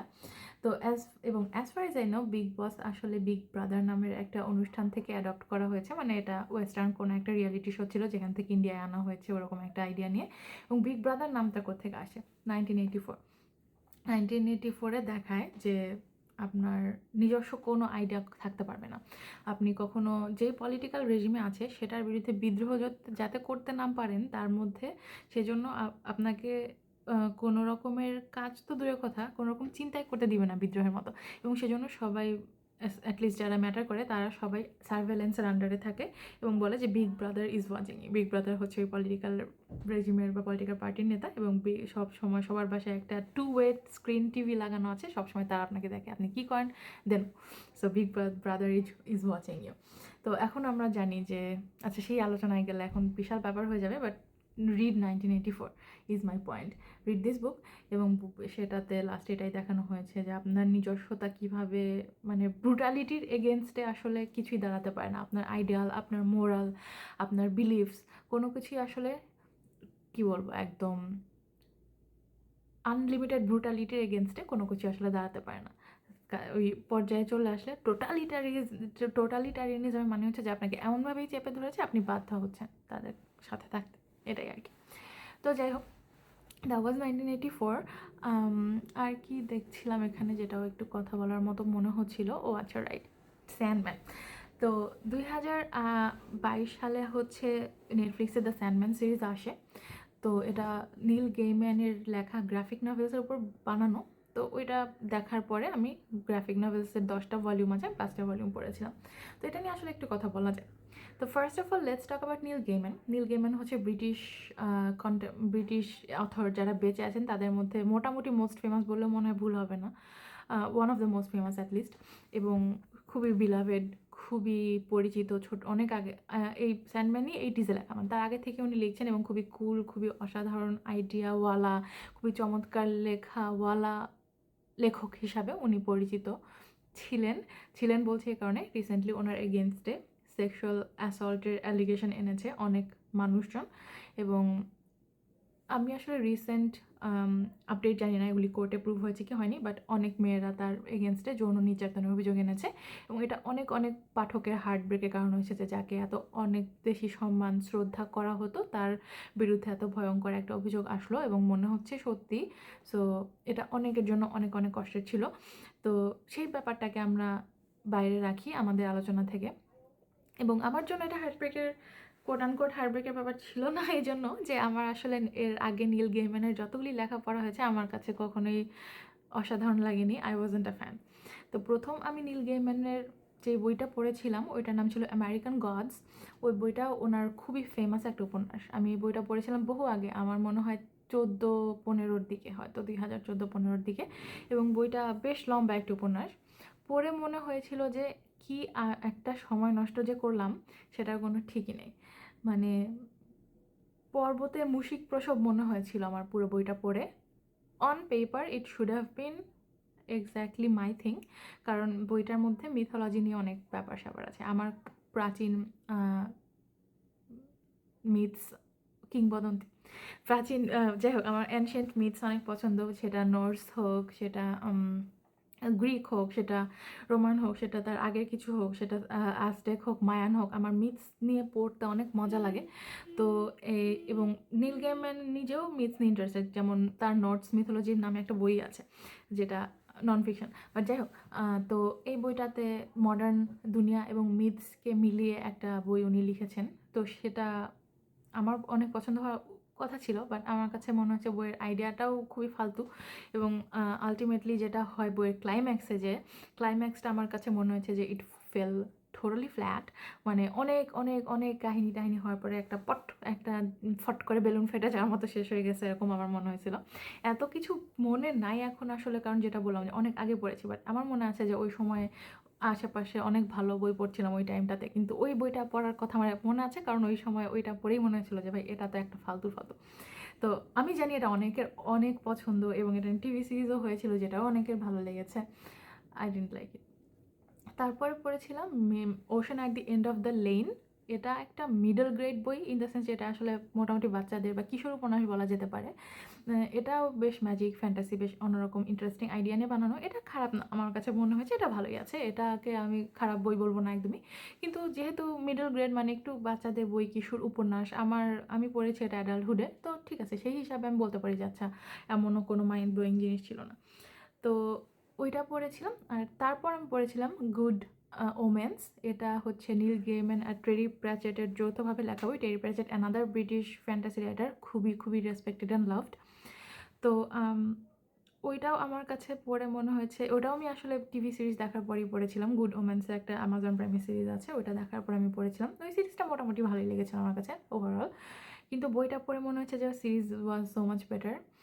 বইটা হচ্ছে গিয়ে and again one of the most annoying experiences I had, কারণ হচ্ছে এখানে আমি এখন যে কথাগুলি বলবো সেগুলি আমার ওভারঅল নীল গেইম্যানের ক্রিটিক হিসাবে মনে হয় ইটস অ্যাপ্লাইবল, নট অ্যাপ্লাইবল, অ্যাপ্লিকেবল। তো এটাতে হ্যাঁ, এক নম্বর হচ্ছে যে আমার মনে হয় যে এই বইগুলিতে এত বেশি অসাধারণ, অন্যরকম, ইউনিক, এক্সপ্যান্সিভ আইডিয়াস থাকে, সেগুলো একটু বেশি হয়ে যায় একটা উপন্যাসের তুলনায়। আমরা যখন একটা বই পড়ি, একটা উপন্যাস পড়ি, সেটাতে আমরা চাবো যে একটা বেশ গোছানো একটা জিনিস থাকবে, অনেক কিছু থাকতে পারে, অনেক কাহিনী হতে পারে, অনেক ঘটনা ঘটতে পারে, বা সব কিছু মিলে একটা খুব, কী বলবো, কোহিসিভ একটা ন্যারেটিভ থাকবে আর কি, সব কিছু গুছিয়ে সুন্দর করে একটা সাজানো একটা কোর ন্যারেটিভ থাকবে। এই জিনিসটা আমার কাছে মনে হয় মিসিং, স্পেশালি গুড ওমেন্সে তো আমি বলবো খুবই মিসিং। মানে এদিক দিয়ে এই কাহিনী হচ্ছে খুবই অন্যরকম, এদিক দিয়ে এই কাহিনী হচ্ছে খুবই মানে সব কিছুর একটা সেন্ট্রাল পয়েন্ট আছে, কিন্তু মনে হচ্ছে যে এত জিনিসপত্র আনলে আমার আসলে আলটিমেটলি মনে হয় যে দূর, আর আমি পারতেছি না কেয়ার করতে, আই ডোন্ট কেয়ার এনিমোর।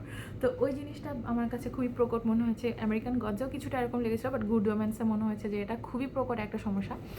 আর হচ্ছে গিয়ে সেকেন্ডলি আরেকটা জিনিস ওনার লেখার ক্ষেত্রে দেখেছি আমি, যে উনি যেটা বললাম যে ক্লাইম্যাক্সটায় যে খুব পট করে it falls flat, he wants to subvert expectations. আমার মনে হয় যে উনি মানুষ যা আশা করে সেটার চেয়ে বাইরে যে কিছু করতে চান। যেমন আমরা নর্মালি আপনি যদি মার্ভেল মুভি দেখেন, সেটাতে দেখবেন যে লাস্টে যে হিরো ভিলেনের বিশাল মারামারি হয়, হিরো জিতে সবাই তালি দেয়, এটা খুব একটা নর্মাল ব্যাপার।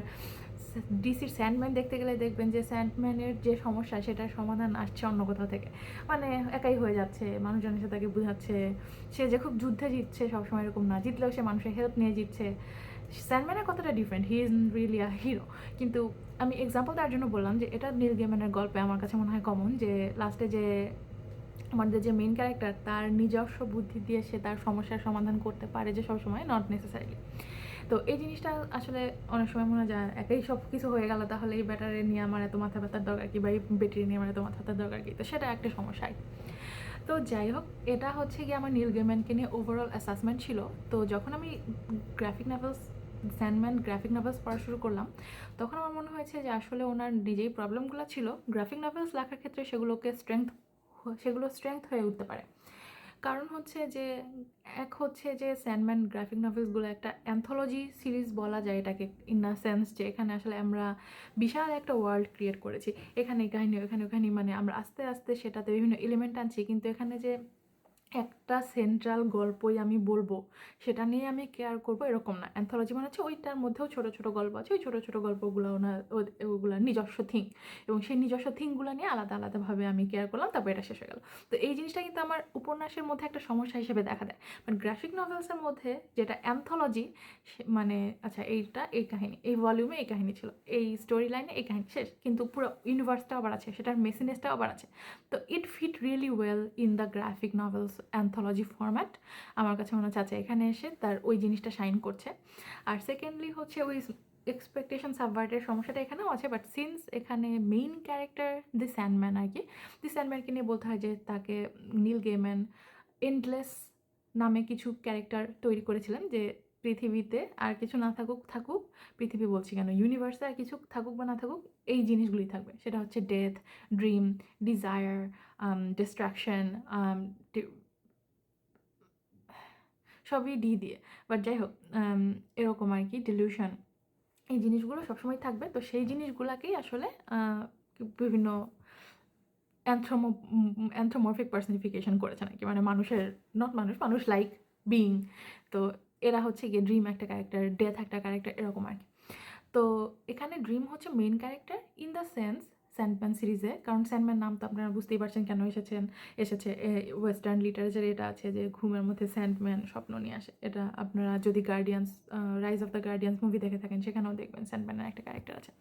তো যাই হোক, যেটা বলছিলাম যে এখানে স্যান্ডম্যান মেন ক্যারেক্টার হলো, he is not the hero, he isn't even always the main character. মানে সে হচ্ছে কি তার নিজের কাহিনী আছে, কিন্তু আলটিমেটলি ইউনিভার্সটাকে ক্রিয়েট করেছে স্যান্ডম্যানকে সেন্টার করে তারপর সেখানে বিভিন্ন কাহিনী বলছে। Sandman is the host of the stories, এরকম আর কি। তো যাই হোক, অনেক পেঁচানো জটিল কথা বললাম এত কিছু বলার জন্য এটাই যে গ্রাফিক নভেলসগুলি আসলে আমি বলবো যে ভালো ইন দ্য সেন্স যে অনেক ইউনিক একটা জিনিস ক্রিয়েট করেছেন। গ্রাফিক নভেলস মানে কিন্তু কি কমিক বই আমরা বলতে পারি। এখন কমিক বই শুনলে কি মনে হয় পিঙ্কি বিল্লু, তারপর মনে হয় স্পাইডারম্যান, সুপারম্যান। এখন আমি বলবো না যে কখনোই এই মিডিয়ামে ইম্পর্ট্যান্ট কিছু হয়নি, অনেক বেশি ইম্পর্ট্যান্ট কাজ এই মিডিয়ামে হয়েছে। অনেক politically relevant, socially relevant, culturally relevant narrative এসব বইতে সবসময় উঠে এসেছে, কিন্তু স্যান্ডম্যানের মতো কিছু মনে হয় নেল গ্যামেনের আগে অ্যাটলিস্ট কেউ লেখে নাই। মানে শুধুমাত্র ডার্কের জন্যই না, অনেক বেশি ইউনিক এলিমেন্টস, অনেক বেশি ফ্যান্টাস্টিক্যাল আইডিয়া, মানে উনি যেই এনার্জিটা ওনার উপন্যাসে নিয়ে আসেন সেই এনার্জিটা সেই একজন পাওয়ারফুল লিটারেচারের মানে পাওয়ারফুল উপন্যাস লেখক তার এনার্জিটা কমিকে নিয়ে এসেছেন আর কি গ্রাফিক নভেলসে। এবং সেটা অনেক সেটা আমার আর্টিস্টের কথা বলতে হবে যে গ্রাফিক নভেলে উনি লেখাগুলি লিখেছেন, আর্টগুলি তো যারা করেছে তাদেরও এখানে হিউজ অবদান আছে। তো অনেক বেশি একটা ইন্টারেস্টিং ডার্ক ইউনিক টাইপের একটা ওয়ার্ল্ড তারা ক্রিয়েট করতে সক্ষম হয়েছিল ওটার ক্ষেত্রে। এবং একটা typical comic book reader, graphic novels reader, আমি শিওর যে ওই সময় এটা এতটা আইকনিক ছিল, এটার কারণই এটা যে ওই সময় এরকম কিছু পড়ে নাই, কেউ লেখে নাই।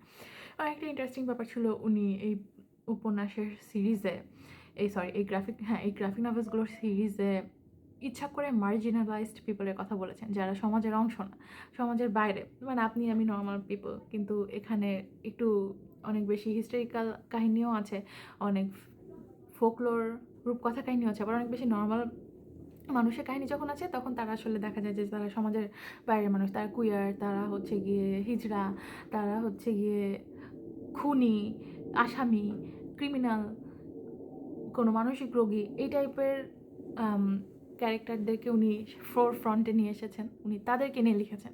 এটাও একটা চয়েস। তো যেমন আপনি যদি স্যান্ডম্যান সিরিজ নেটফ্লিক্সে দেখে থাকবেন তখন মনে হবে যে ও এটা এত ওয়াক, খুব বিরক্তিকর। তারপর কমিক পড়লে দেখবেন it was actually that walk, because হচ্ছে উনি লিখেইছেন আসলে অন্যরকম ক্যারেক্টার দেখে নিয়ে। ওইটা ওই সময় 80s it was a big deal. তো যাই হোক, আমার কাছে কমিকগুলি পড়তে একদিক দিয়ে বলবো ভালো লেগেছে, আরেক দিক দিয়ে বলবো যে পড়ার পরে আসলে আর পরেরটা পড়তে ইচ্ছা করে না। এগুলো একদিক দিয়ে এটাও সত্যি, কারণ জিনিসগুলো বেশ ডার্ক। এটা বলা এখন আচ্ছা ডার্ক মানে এখন আপনি মনে করেন যে আপনার মনে হইতে পারে আমি তো ডার্কই পছন্দ করি, খুলবো বই খুন হবে, মারামারি হবে, গলা কেটে ফেলবে, ঠিক এরকম না জিনিসটা। মানে আমার কাছে মনে হচ্ছে the art, the writing, the themes সব মিলিয়ে কাইন্ড অফ একটা চাপ সৃষ্টি হয় আমার নিজের মনে অন্তত। তো একটা পর মনে হয় যখন একটু প্রেশার থেকে বের হলাম তো পরেরটা আর না পড়ি। তো এটা অবশ্যই লেখকের অ্যাকমপ্লিশমেন্ট, এরকম একটা ক্রিয়েট করতে পারে লেখক এবং আর্টিস্টের। অ্যান্ড আরেকটা ব্যাপার হচ্ছে যে আমার নিজে পার্সোনালি একটা সমস্যা আছে, সেটা হচ্ছে যে আমি not a graphics person, I am a text person. আমার ব্রেন আমার কাছে মনে হয় পুরাই টেক্সট হার্ডওয়ার্ড। এখানে আমি যেখানেই লেখা আছে সেখানেই আমার ছবির কাছে চোখ যায় না, আমার চোখ যায় লেখার কাছে। মানে হচ্ছে যে কমিক প্যানেল আমি দেখা যায় যে অনেকগুলো উল্টিয়ে ফেলেছি, আমি শুধু লেখাই পড়ছি, ছবির দিকে তাকাইনি, কিন্তু ছবি কিন্তু কাহিনীর অংশ, না দেখলে আমি বুঝবো না।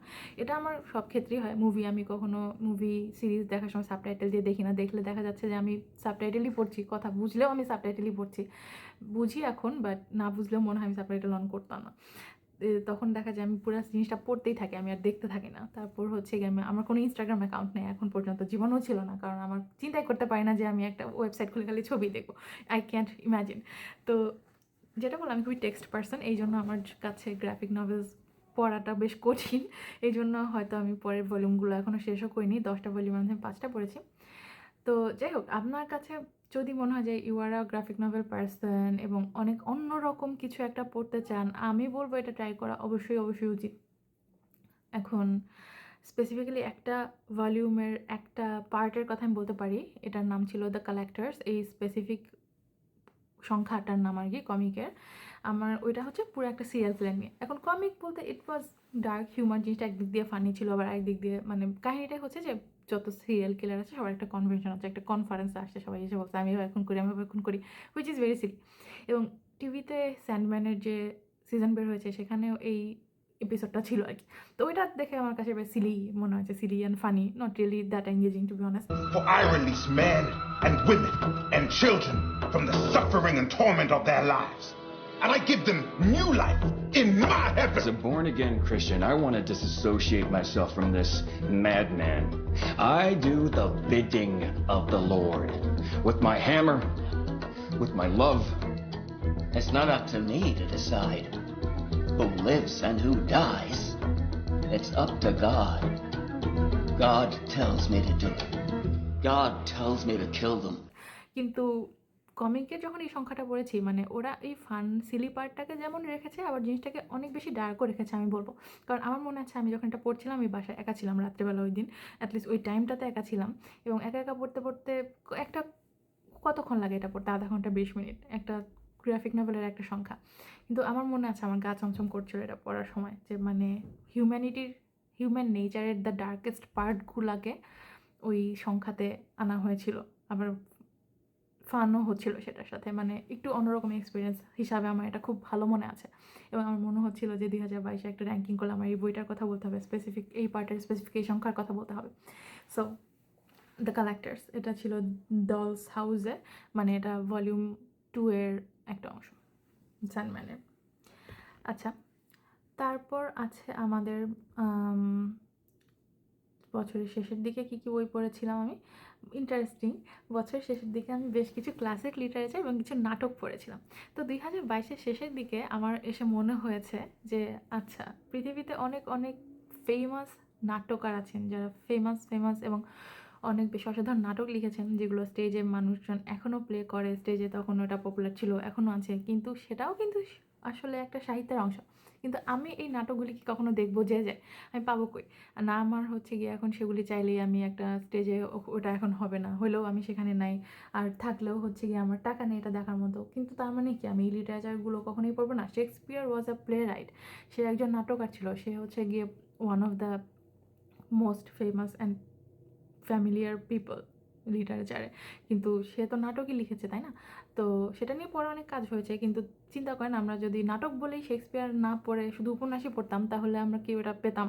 অ্যাটলিস্ট আমার কাছে মনে হয়েছে যে নাটকও পড়ার আসলে সময় হয়েছে, নাটককেও চান্স দিতে হবে। এ কারণে এই সময় এসে আমি অনেকগুলো ইংরেজি নাটক পড়ি এবং আমি অবশ্যই এটা স্বীকার করি যে নাটক পড়া নাটক দেখার মধ্যে অনেক অনেক পার্থক্য। নাটক দেখাই উচিত না পড়ে, এখন মাঝে মাঝে চাইলে আপনি ইউটিউবে যে দেখতেও পারেন সব, কিন্তু আলটিমেটলি এরকমই হবে যে সব আপনি পাবেন না, সে কারণে এখন পড়তেই হবে, আর কিছু কারণে। তো এই সময় আমি বেশ কয়েকটা নাটক পড়েছিলাম, যেমন হেনরি গিবসনের আ ডলস হাউস, ওই সময় লেখা খুবই ফেমিনিস্ট একটা নাটক। আমি আশা করিনি এটা এত ফেমিনিস্ট হবে, পড়ে আমি বেশ অবাক হয়ে গিয়েছি, কিন্তু এটা বেশ ফেমাস এবং আমার মনে হয় বাংলাদেশের ওই শিল্পকলা একাডেমিতেও ডলস হাউসের অ্যাডাপ্টেশনের হয়, অ্যাটলিস্ট হয়েছে আগে, কী বলবো এটাকে, মঞ্চায়ন। আচ্ছা, তারপর হচ্ছে গিয়ে এখানে ডক্টর ফাস্টাস, ক্রিস্টোফার মার্লোর, তারপর হচ্ছে এখানে কোথায় গেল, the death of a salesman, Arthur Miller, এগুলি খুবই ফেমাস নাটক এবং the death of a salesman বেশ ভালোই লেগেছে আমার কাছে। এটা ছিল খুবই একটা মধ্যবিত্ত সিনেমার কাহিনী আর কি বলা যেতে পারে। বাংলা সিনেমায় যেমন মধ্যবিত্তদের স্বপ্ন ভেঙে যায়, বাবা মার সম্পর্ক খারাপ হয়ে যায়, এত ড্রামাটিক কিছু না যে বাবাকে দিয়ে চাকরের কাজ করাচ্ছে, এসব না, অবশ্যই যে আমেরিকান, বাট এখানে এটা মেইন কাহিনী এটাই যে আমেরিকান ড্রিমটা ভেঙে পড়ে কীভাবে মানুষের, কষ্ট করো, বড় হও, সবাই ভালো হবে, সব কিছু ভালো থাকবে, এই ড্রিমটা আসলে কতটা হলো, কতটা ফাঁপা, এটাই উঠে এসেছে এই নাটকে। তারপর হচ্ছে গিয়ে আমি আর্কেডিয়া নামে একটা নাটক পড়েছিলাম। আমি এটা সবাইকে রেকমেন্ড করি না, আসলে এটা খুব একটা মাথার উপর দিয়েই অনেক সময় যাওয়ার মতো। সো আমি বলছি না আমি সবার চেয়ে খুব বেশি অসাধারণ পড়ুয়া, এই জন্য আমি বুঝতে পেরেছি আপনারা বুঝতে পারবেন না, এটা আমি বলছি না, কিন্তু এটা পড়ে বোঝা এবং এটার সাথে আমার মনে হয় একটু সময় দিতে হবে, এই সময়টা সবার নাও থাকতে পারে। এবং আমি এটার সাথে ইউটিউবে সার্চ দিয়ে এটার একটা স্কুল কিডস বলতে হাই স্কুল কিডসদের একটা মঞ্চায়ন পেয়েছিলাম, যেটা বেশ ভালোই লেগেছিলো আমার কাছে, কিন্তু আমার কাছে এটা পড়েও বেশ ভালো লেগেছিলো, খুবই অন্যরকম একটা আইডিয়া নিয়ে এবং খুব ফানি একটা নাটক, আর্কেডিয়া টম স্টপার্ডের। আমার বন্ধু নাফিসা নাওয়ালকে শাউট আউট, কারণ ও ইংলিশ লিটারেচারের ছাত্রী ছিল, ও আমাকে এটা সাজেস্ট করেছিল, thank you Nafisa, I know you are not gonna watch it but still, যাই হোক। তারপর হচ্ছে আর্কেডিয়া নিয়ে আরেকটা কথা বলি যে এখানে একটা ইন্টারেস্টিং থিম হচ্ছে সায়েন্স ভার্সাস লিটারেচারের একটা থিম আছে এটার মধ্যে। আমি বলছি না এটা খুব ক্লিয়ার একটা থিম যে আচ্ছা এখানে দুই পক্ষে যুদ্ধ করবে এরকম কিছু না, কিন্তু খুব ক্লিয়ার একটা থিম আছে এটা নিয়ে, যেটা আমার কাছে খুব ভালো লেগেছিলো তখন। আর হচ্ছে দেখতে পাচ্ছি স্টিভেন কিংয়ের 2টা নভেলা পড়েছিলাম, যতদূর মনে পড়ে খারাপ লাগেনি, কিন্তু মনে হচ্ছে স্টিভেন কিংয়ের যেটা যারা পড়েন তারা অনেক পছন্দ করেন, যারা পছন্দ করেন না তারা বলেন যে এত পেঁচানোর দরকার নেই। আমার মানে উনি ক্যারেক্টার বিল্ডিং করতে ক্যারেক্টারকে এতই বিল্ড করেন মেইন কাহিনীর থেকে ওটা অনেক সময় বড় হয়ে যায়। সেটা অবশ্যই আপনাকে মেইন কাহিনীতে ঢুকতে অনেক বেশি সাহায্যও করে, অনেক বেশি রিয়েলিস্টিক লাগে। বাট যেমন আমার মনে আছে যে দ্য ব্রিডিং মেথড পড়ার সময় মনে হচ্ছিল যে এত কিছু বলার দরকার ছিল না। দ্য মেইন স্টোরি যেটা এটার মধ্যে, সেই স্টোরিটা আসলে অনেক ছোট, কিন্তু ঠিক আছে, ভালোই লেগেছে। But I was never a king fan. আচ্ছা, আর তারপর দেখতে পাচ্ছি ফারেনহাইট 451 নামে রে ব্রাডবেরির একটা খুব ফেমাস সায়েন্স ফিকশন আমি পড়েছিলাম 2022-এ। এটাও হচ্ছে গিয়ে ডিস্টোপিয়ান জগৎ নিয়ে লেখা, কিভাবে সবার থট মানে অরিজিনাল চিন্তা ধ্বংস করে দেওয়ার জন্য বই পুরানো হয়। যার বই পড়ায় তারা হচ্ছে গিয়ে, তাদের নামই মনে হয় ফায়ারম্যান থাকে। খুব একটা মনে নাই আমার আসলে এটা, বাট এই বইটাও বেশ ভালো ছিল। এটাও পড়ার মতোই ক্লাসিক বইয়ের মধ্যে আমি দেখতে পাচ্ছি দ্য গ্রেট গ্যাটসবি পড়েছি, ইন্টারেস্টিং একটা বই। কিভাবে মানে এই বই অনেক ইন্টারেস্টিং থিম আছে আর কি। হয়তো বা ক্লাসিক উপন্যাস নিয়ে আমি আরেকটা আলাদা ভিডিও বানাতেও পারি, এই জন্য এটা নিয়ে এখন বেশি কথা বলবো না। হার্ট অফ ডার্কনেস দেখতে পাচ্ছি পড়েছি, জোসেফ কনরাডের খুবই কলোনাইজিং মাইন্ডসেট নিয়ে একটা আজব বই। আজকালকার যুগে এই বই পড়ার মতো আর ইয়া নাই। আর হচ্ছে দেখতে পাচ্ছি জন স্টেইনবেকের অফ মাইস অ্যান্ড মেন পড়েছি, এই বইটাও খুব famous. Steinbeck as far as Nobel prize জয়ী উপন্যাসিক, এবং হচ্ছে এই বইটা খুব সুন্দর আর কি। ছোটো একটা বই, সুন্দর একটা বই, আপনারা পড়তে পারেন। মানে বইটা কাইন্ড অফ এরকম যে আপনি একটা ট্রেন রেক হবে, আপনি জানেন, আপনি দেখছেন, তাকিয়ে আছেন, কিন্তু ইউ ক্যান ডু এনিথিং। খুব হৃদয় ছোঁয়া একটা বই মনে হয়েছে আমার কাছে, এটা পড়তে পারেন। এটা আমি প্রিটি শিওর এটা সেবার অনুবাদ আছে। আচ্ছা, গ্রেপস অফ র্যাথের অনুবাদ আছে, এটা আসলে আমার মনে নেই আছে কিনা, বাট থাকার কথা। আর হচ্ছে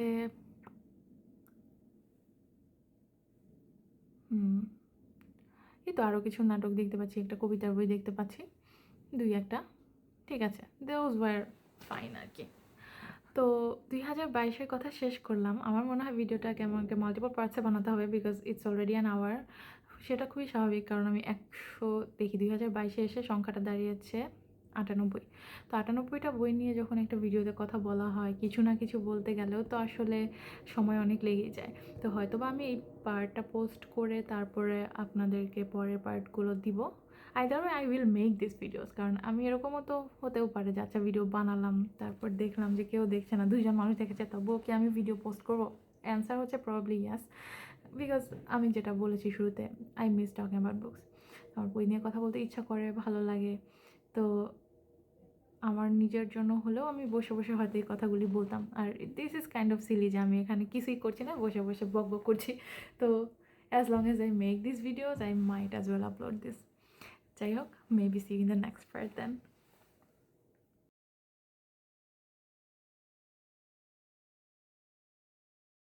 হ্যালো, সালাম সবাইকে। এডিটিংয়ের সময় বুঝতে পারছি যে ব্লেক ক্রাউচের একটা সায়েন্স ফিকশন আমি পড়েছিলাম এই বছর, যেটা নিয়ে কথা বলতে আমার মনে ছিল না ভিডিওটা বানানোর সময়।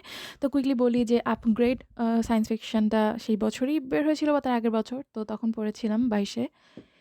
ওনার আগের 2টা সায়েন্স ফিকশন যদি আপনি পড়ে থাকেন, ডার্ক ম্যাটার অ্যান্ড রিকারশন, তাহলে আপনি জানবেন যে প্রচণ্ড মানে হাই লেভেলের সুন্দর আইডিয়া নিয়ে উনি লেখেন, যেটা বেশ জটিল থাকে কিন্তু সেই সাথে অনেক বেশি ইন্টারেস্টিং, ফাস্ট পেসড থাকে, ইউনিকও থাকে।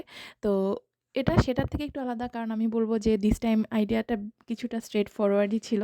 আপগ্রেড মানে হচ্ছে হিউম্যান জিনোমকে একটু এডিট করে নেক্সট লেভেলে নিয়ে যাওয়া হচ্ছে, যাতে সুপার হিউম্যান বানানো যায়। তো কেউ কেউ 2-1 এরকম হয়ে গেছে, আবার এখন সেটা ব্যান হয়ে গেছে। তো সেটার কী পরিস্থিতি, এখানে আমাদের মেইন ক্যারেক্টারের কিছু গভর্নমেন্ট বা সিস্টেমের এগেনস্টে যুদ্ধ করা বা একটা খারাপ গ্রুপকে থামানো, এই ধরনের কিছু কাহিনী আছে আর কি।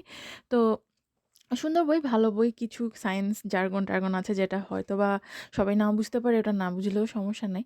মানে উনি খুব একটা গুলিয়ে খাইয়ে দেওয়ার চেষ্টা করবেন না, ওটা না বুঝলে you would just not gonna understand. But এমনিতে থ্রিলার হিসাবে বেশ, এবং সায়েন্স ফিকশন থ্রিলার হিসাবে বেশ সুন্দর বই।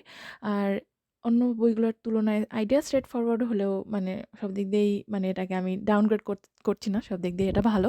আর এটা রিজলিউশন, যেটা বইয়ের সমাপ্তি, সেটা আমার কাছে মানে যেই একটা মেইন ক্যারেক্টারের একটা ডিসিশন মেকিংয়ের ব্যাপার আছে এখানে, যেই ডিসিশনটা মেক করার কারণে পুরো ওয়ার্ল্ডের উপরে একটা ইফেক্ট পড়ে। তো এই অংশটা লেখক যেই চয়েসটা মেক করেছেন, সেটা আমার কাছে বেশ ইন্টারেস্টিং এবং আমার পছন্দ হয়েছে, আমার ভালো লেগেছে। হ্যালো এবং সালাম। এডিটিংয়ের সময় বুঝতে পারলাম যে কোরালাইন নিয়ে কথা বলতে আমি ভুলে গিয়েছি যখন আমি নীল গেইম্যানের কথা বলছিলাম। কুইকলি এটা মেনশন না করলে ভুল হবে। কোরালাইন মুভিটা আমি দেখেছি যতদূর মনে পড়ে, বইটা পড়িনি, কিন্তু এটা নীল গেইম্যানের খুবই ফেমাস একটা ওয়ার্ক। আপনারা যদি কোরালাইন সম্পর্কে কিছু না জেনে থাকেন এটা একটু চেক আউট করতে পারেন এবং তাহলে বুঝতে পারবেন যে ঠিক কী ধরনের অন্যরকম থিম নিয়ে নীল গেইম্যান লেখেন। Last note from editing Oishi. বুঝতে পারছি যে ক্লাসিক লিটারেচার বইগুলি নিয়ে কথা বলার সময় আমি হেনরি জেমসের the turn off the screw পড়েছিলাম, এটা বলতে মনে নাই। এটা শর্ট একটা হরর উপন্যাস। এইটা নিয়ে শুধু এটা বলতে পারি যে দ্য হন্টিং অফ হিল হাউসের সেকেন্ড সিজন এটার উপর সামান্য বেস করে মনে হয় বানানো ছিল। ওই সিজন আমি দেখিনি, সিজন আমি জানি না কেমন ছিল। ফার্স্ট সিজন যেরকম ফ্যান্টাস্টিক ছিল, সেকেন্ডটা ওরকম ছিল না শুনেছি। আইদার ওয়ে বইটা হচ্ছে গিয়ে আমার কাছে ভালো লাগে নাই একদমই। আর পৃথিবীর মনে হয় সবচেয়ে বিরক্তিকর এন্ডিং এই বইতে আমি পেয়েছিলাম। এটলিস্ট আমার কাছে, মানে হঠাৎ করে হ্যাঁ, এখন সবাই শেষ, মরে যাও। এই টাইপের এন্ডিং ছিল যেটা বিরক্তিকর লেগেছে আমার কাছে রীতিমতো।